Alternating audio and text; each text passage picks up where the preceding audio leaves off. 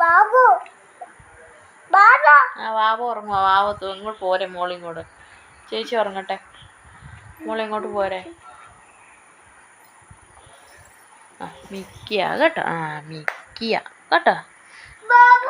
ആ ബാബു എന്നും പറഞ്ഞ് എന്നെ എണീപ്പിക്കരുത്. ആ ആ തൊടണ്ട, ചേച്ചി ഉറങ്ങട്ടെ. ആ ആ ബാബു ഉറങ്ങട്ടെ കേട്ടാ. പാവം എന്ന് പറഞ്ഞേ, പാവം.